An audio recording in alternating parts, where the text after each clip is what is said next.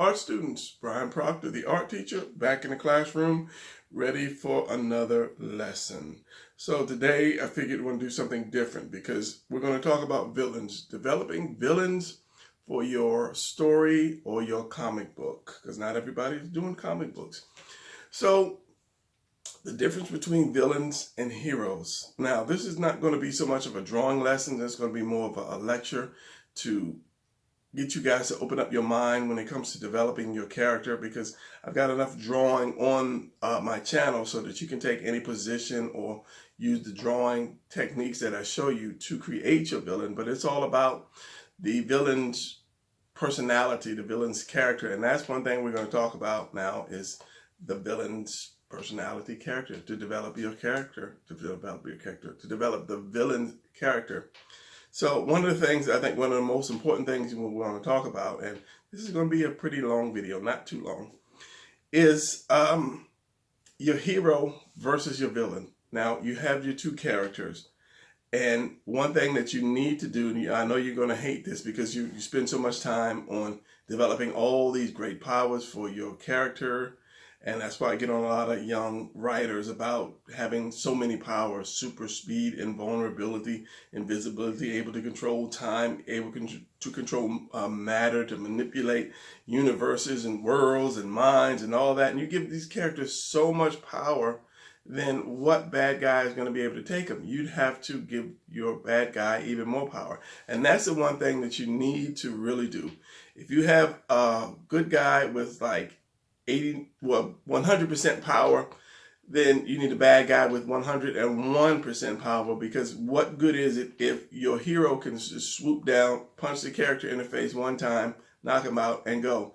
It's nothing really to the story, and that's what you're doing. If you're doing a book, you have to have not just flashy characters, but a good story to encompass those characters. Let's give you an example. Goku, if you're a Dragon Ball fan. Every time a character comes or a villain comes, he's stronger than Goku. So Goku has to work out. He has to train harder to become stronger to fight that villain. And that's the meat of the story, is him becoming better and better and better. And that's the same thing with your character. You can't have a character who's just all powerful and nobody can touch him. So you have to get your bad guy, your villain. He has to be better than your character. I'm not saying he has to be stronger, but he has to be a challenge. Every time he shows up, he has to be a challenge that your hero has to overcome. Let's say balance. Well, just talk about balance. New sentence. Balance. You have your good guy and you have your bad guy. And they have to be somewhat equal in abilities. Let's just say if you have the Joker, and the Joker had to fight the Silver Surfer. I mean, you know, where's the fight? If the Joker had to fight Black Bolt, where's the fight? But if the Joker had to fight, let's say, Shazam. Now you're saying, well, Shazam got these powers. He's almost as strong as Superman. But beneath all those powers, he's just a kid. So the Joker could have an edge by playing with his mind. So you have to, it has to be kind of like that, if you understand what I'm saying. It would be a challenge for Shazam to fight the Joker or to defeat the Joker when he's toying with his mind. And that's something that, like Shazam versus Black Bolt, you couldn't really toy with his mind because he wouldn't be all interested in his jokes and his games, whereas a kid would fall for that. So that's how you could do that. But your character and your characters, your good guy and your bad guy, have to be somewhat equal in some way. All right, let's talk about reason. Now, reason is one of the most important parts of a story. Why does a character do what he does? Why does your superhero get up every day and put his super suit on and go out and fight crime or go out and do whatever? It's the same for the villain. Why does a villain continue to do what he does? Now, the only one that can probably get away with that, or with not having a reason, is the psycho killer. And we'll talk about him in a second. But you have to have a reason, and the environment, it plays a big part on it. It depends on if you are doing something in the future, you're doing something in the past, you're doing something now, you're doing something in a world that you created. All that plays a part on your bad guy. Or should I say, all that plays a part in developing your bad guy. You don't want to have, as I say, somebody like the Silver Surfer living in the back alleys of New York when he's got cosmic powers that can fly to anywhere in the universe. So that just doesn't make sense. So another thing is your story has to make sense. It has to, or your characters have to make sense. They have, and be believable. Why am I stumbling over my words? Maybe I'm talking too much. What I want to do now is stop rambling and just get into the character development. Now, I took the time. I was going to draw them on camera as I talked about it, but I didn't because I figured that would take so much time. So I drew them up already, and we're just going to talk about just certain character types. So this will give you just a bit of an idea of what to do if you haven't developed your character. If you developed your superhero and are struggling on your character, this should help. So let's go right over here and start the lecture. All right, first up, we're going to talk about the crazy psycho killer. Now, this is the easiest villain to create because it doesn't really take much thought, and people won't kind of pick him apart because they would say, well, why does he do what he does? Because he's crazy. Period. And then just get away with it. Okay. As long as he's got like a personality that people can identify with, shall we say? Not so much identify with like, yeah, that's like me, but that they can kind of get into, like the Joker is crazy, but he makes you laugh, and he's always depressed, and he's always got Batman on his mind. So some people can get into that personality of his. So the crazy psycho killer. Usually reasons for people to be that way is they had maybe a bad past, a bad childhood. The mom was abused, the dad abused the mom, so that's all he knew about. And then he maybe killed the mom in front of him, so he snapped. Or it could be drugs. Maybe he was on drugs. He was in a drug experiment and it went wrong. He could be possessed. He hears the voices in his head to tell him to go do what he does. Or he could have been arrested when he was young by some cop that set him up because he just didn't like him. So he caught hell in prison and just messed his mind up. So he became, a serial cop killer or something. But usually with psycho killers, it all stems from the past. Now, these guys really usually don't have any power. They're not big and massive. They're just regular guys with knives, usually knives or swords. Psycho killers don't tend to really use guns because that's more vigilante type crazy people. So your psycho killer, if you have one. All right, next up, we're going to talk about the mad scientist. Let me pull this down. It's not a carrot. I was looking at this like, does that look like a carrot in his hand? That's his little mad scientist potion. So the mad scientist, this will represent more like, I would say more of like a Dr. Octopus type without his tentacles, or maybe a scarecrow type. Maybe I couldn't see so much of a scarecrow. But usually the mad scientist, what drives him is he knows he can do this thing. Whatever it is, whether he's trying to find a cure or create this one thing that nobody else has done, he knows that he can do it. So that's his whole life's purpose, hence the torn up coat, the old dirty torn up lab coat, because he's been working on this experiment for so long and he's so close he can do it, and nobody believes in him. That's the thing that kind of makes him go over the top. Nobody believes in that they can do it, but they're always so close, but it continues to run into some problem. This experiment runs into some problem. It's late because I was up till 2 in the morning and it's like 6:30 now. It's late, it's early. And he needs whatever to finish his experiment. He's so close, but he's out of money. So he's got to go and take some money. And usually in the beginning, it's not that they're crazy, like they'll go up and kill everybody to rob the bank to get like $10,000 to keep going with their experiment. But it starts out slow. And then it just the craziness and the law-breaking, the lawlessness becomes bigger and bigger and bigger, whether it's money or maybe he might need somebody to test his serum out on, and it's been hurting the people, and so they shut him down. But he still needs people, so he goes out and he starts to get drunks in the alley or homeless people, and then he drugs them, but the drug kills him or mutates him, and he's always, oh, I'm so close, and he has to just continue to go and go, and it gets to the point where he doesn't care who he hurts or what he does, he must complete his experiment. Hence the mad. He's mad about finishing that thing because he's so close, but it's not working, and he won't stop. So authorities can't stop him. These people can't stop him, and it's gone out of control. So hence the mad scientists. All right, and usually mad scientists don't have any powers, but it's all in their experiment, whether he creates some kind of serum that gives him super strength or creates a serum or a tech, but we'll get into the tech stuff, that turns him into a wolf or gives him super strength or immortality, whatever it is. The mad scientist is always trying to create that thing. All right, so next up is the world conqueror. Now, when I started out, I started coloring these in Photoshop, and I printed it out and whatever. And this was a quick color. Don't like, oh, the edges are all. This was a quick color. I hadn't planned on coloring him blue, but just the regular anatomy just didn't say, oh, this guy was a world conqueror. So I just colored him blue, and it came out really dark, and hopefully in the camera it'll be a little lighter.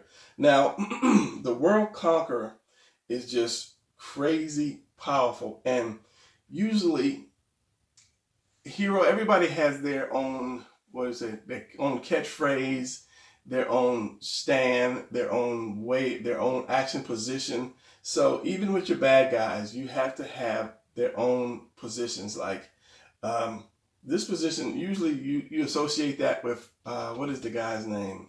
Thanos and Darkseid. Because, excuse me, these guys are so crazy powerful that nothing else matters to them. They usually, when introduced to them, or when you first see them, they have their back turned because they're pondering over what they need to do next. What world can they conquer? What galaxy can they go into? What can they do?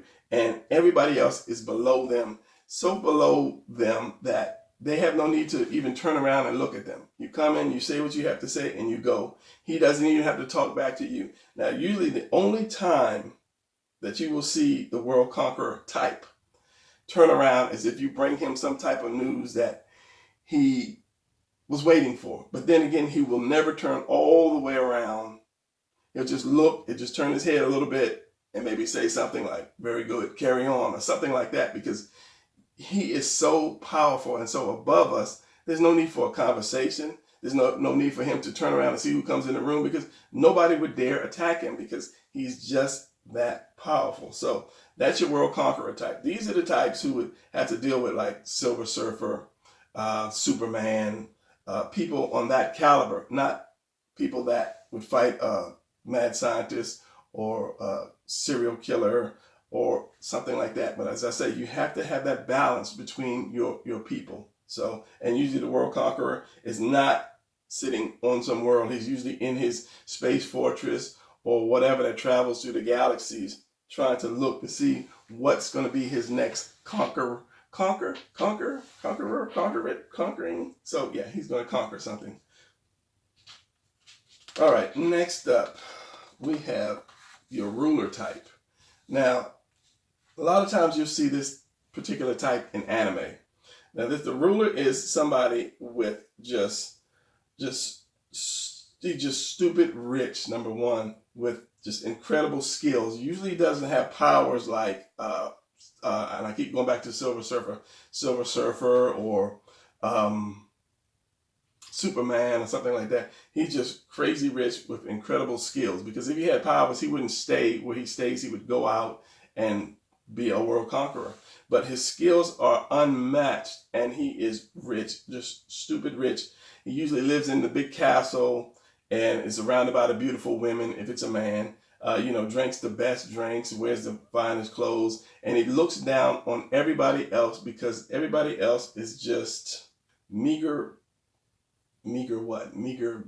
peasants, basically. Now this guy, the ruler, is just so rich, he surrounds himself with things that nobody else can afford.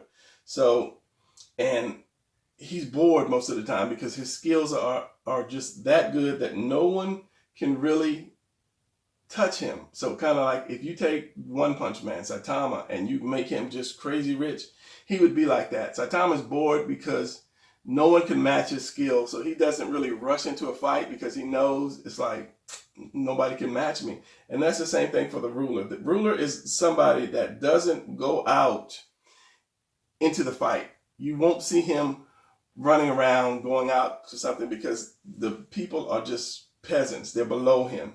He wants to be served. He wants everyone to acknowledge he is the greatest. I am the ruler. I should be your king. You should be worshiping me. But he stays in his tower or in his castle or is wherever. And the only time he will come out to get into the fight or get into anything is if someone comes up to challenge him and says, oh, I heard you were good. My skills are better. Oh, okay, well, since I'm bored, let me try you.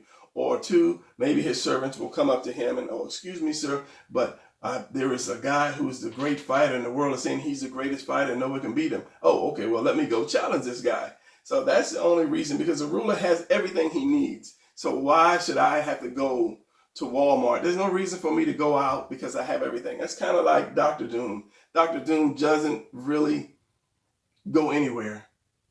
People come to Dr. Doom unless it's just something of major importance. Then he goes, because he's the ruler of Latveria or whatever it is. So why would he have to go out when he has so many servants? And that's the whole ruler mentality or the ruler type.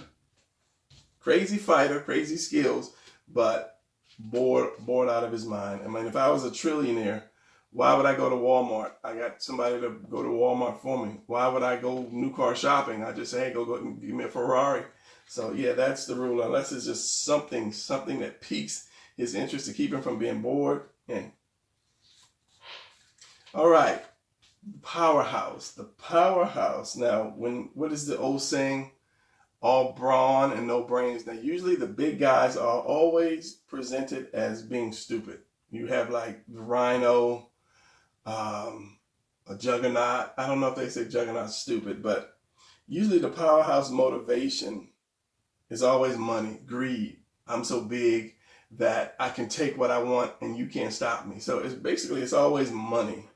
And this is the type that would end up challenging people like Superman or Shazam or people with just great powers, depending on how strong you make your powerhouse type. But these are the ones that goes against the big guys. These are the ones that would give the ruler a good run for his money. They wouldn't be able to touch the world conquerors unless they possess magic or something like that. But I'm just going on basic character types. I'm not creating a character, say this guy is endowed with magic from whatever universe. It's just the big powerhouse, invulnerable almost, loves to fight, great stamina, endurance, and the motivation. If you were that big and strong, what would you do with that power?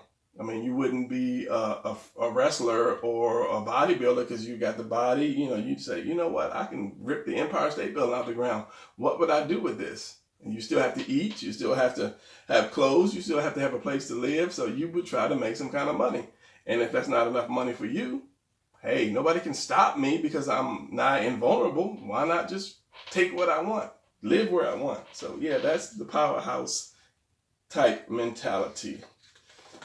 And the last one we had, now there are many different types of villains that you can do, but I don't want to sit here and just ramble into 50 or 60 villains. This is just just like the tip of the water, edge of the water, just to make you think about what type of villain you want. As I say, it has to fit the environment, because this guy couldn't be in the Western days. You know, how could he create that, you know, during the Western times? So it has to fit, and there has to be a reason why. All right, the tech man. This guy has no powers. All his powers are usually in his technology, kind of like Iron Man, or who else? Vulture, Octopus. You know, all their powers are in their technology, and a lot of times they're usually soldiers, ex-military, something like that, because how else would they get the ability or the funding to create their tech? You know, if I was Tony Stark, if I had the brain of Tony Stark, I could build something, but where would I get the material from? You know, I'm not rich. I can't just go out and buy all this titanium or whatever and create something, a computer to put my suit together. So usually the guys with the suits are smart. They have the resources or the facilities, and usually organizations already build it. They give it to some soldier or some CIA, some killer, and something goes wrong. They go against him, and now he has to have revenge. And usually that's the tech people's whole thing, revenge and money. Somebody set them up, or they sent him into a situation where he's going to die, and he's like, oh no, I'm coming out of this, I'm getting you back, I'm going to steal this super suit or this whatever, and I'm coming back for revenge. So usually these guys are basically for revenge. It could have been a soldier with going to war. It could have been a lot of soldiers going to war, and he could be the last one, and maybe his mind was programmed to keep fighting after, you know, the war, and I'm coming up with a story which I shouldn't be. And then he just turns on the people that created it. Whatever the case, the tech guy uses his tech. Whether he has to put it together by hand or whether he has nanotechnology like Iron Man, the tech man has no power. It's all in his weapons. So this guy wouldn't, depends on the strength of his weapons, he wouldn't go against a Superman type or a Silver Surfer type unless, again, it's like cosmic power. Something like this. This is just basic Gatling guns and some rockets and some jets to help him fly. So this would be not too futuristic, but you would have to fit the times that he's using that, if that makes sense. And whatever the tech is, it has to be more than state of the art, because if it was just state of the art, somebody could build another one or a better one like that. So this guy always needs money to keep repairing or to keep bettering his armor. So I think with that information, you guys should be able to go out and put yourself a villain together. And remember, your villain has to have an edge over the hero. The same as I said, Goku, when he fights somebody, be it Cell or somebody like that, he's always better than the hero. And so the hero has to up his game. He has to better his power to defeat the villain. So if you make a weak villain, you have a weak story. Good villain, good story. So I think that's going to be it for this one. But there are millions and millions of ways you can do villains, like animal people, just aliens, whatever. But there has to be a reason. Why is this alien coming to Earth? Why is this half man, half animal going eating chickens? Whatever the case may be. Reason. So that's going to be it for this video. Hope you enjoyed it. Leave a thumbs up. I said I'm going to say that in the beginning, but I never said that. Did I say it in the beginning? I don't know. But anyway, leave a thumbs up and hit that notification button so that whenever I come up with a new video, you'll be one of the first to see it, because every time I put one up, there's always someone saying first. So, be the first. Open up that little bell thing and then subscribe. I'm almost at 10,000. I'm looking every day. So hopefully you guys will enjoy this video. Tell a friend, as I always say, so I can hit that 10,000 and keep climbing. All right. That's it. Class is over. I'm out of here. Y'all get out too. Have a good day. Keep drawing. Never stop art. That's going to be my catchphrase. Never stop art. I'll see you guys in the next video. Peace.